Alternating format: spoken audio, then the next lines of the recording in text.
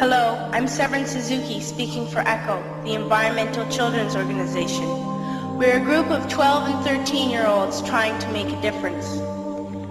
Vanessa Suddy, Morgan Geisler, Michelle Quigg, and me. We've raised all the money to come here ourselves, to come 5,000 miles to tell you adults you must change your ways. Coming up here today, I have no hidden agenda. I am fighting for my future. Losing my future is not like losing an election or a few points on the stock market. I am here to speak for all generations to come. I am here to speak on behalf of the starving children around the world whose cries go unheard. I am here to speak for the countless animals dying across this planet because they have nowhere left to go. I am afraid to go out in the sun now because of the holes in our ozone. I am afraid to breathe the air because I don't know what chemicals are in it. I used to go fishing in Vancouver, my home, with my dad, until just a few years ago we found the fish full of cancers. And now we hear of animals and plants going extinct, every day vanishing forever. In my life, I have dreamt of seeing the great herds of wild animals, jungles and rainforests full of birds and butterflies.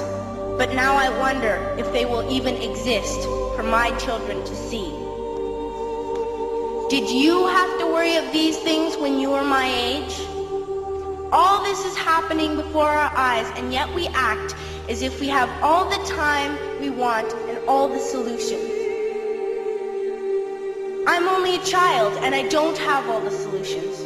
But I want you to realize, neither do you. You don't know how to fix the holes in our ozone layer.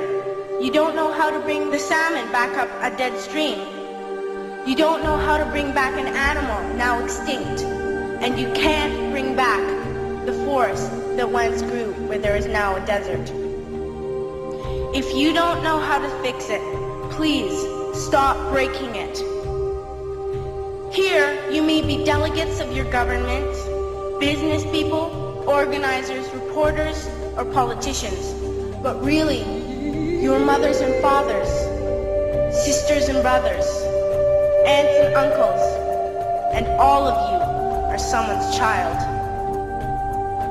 I'm only a child, yet I know we are all part of a family, 5 billion strong, in fact, 30 million species strong. And borders and governments will never change that. I'm only a child, yet I know we are all in this together and should act as one single world towards one single goal. In my anger, I am not blind, and in my fear, I am not afraid of telling the world how I feel. In my country, we make so much waste. We buy and throw away, and yet northern countries will not share with the needy. Even when we have more than enough, we are afraid to share. We are afraid to let go of some of our wealth. In Canada, we live the privileged life, with plenty of food, water, and shelter. We have watches, bicycles, computers, and television sets. The list could go on for 2 days. 2 days ago, here in Brazil, we were shocked when we spent time with some children living on the streets. This is what one child told us.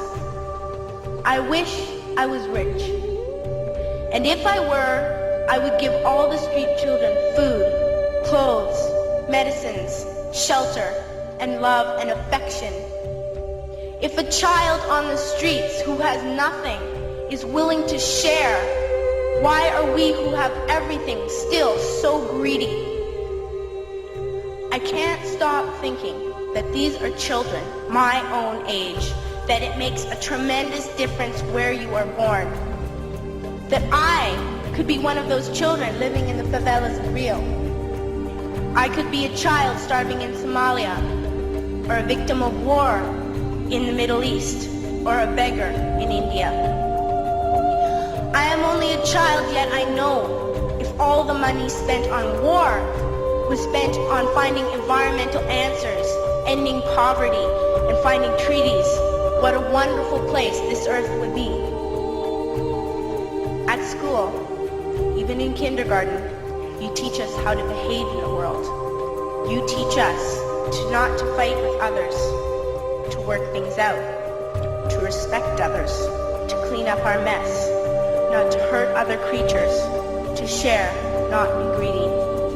Then why do you go out and do the things you tell us not to do? Do not forget why you are attending these conferences, who you're doing this for. We are your own children. You are deciding what kind of world we are growing up in. Parents should be able to comfort their children by saying, everything's going to be all right. It's not the end of the world, and we're doing the best we can. But I don't think you can say that to us anymore. Are we even on your list of priorities? My dad always says, you are what you do, not what you say. Well, what you do makes me cry at night. You grown-ups say you love us, but I challenge you, please, make your actions reflect your words. Thank you.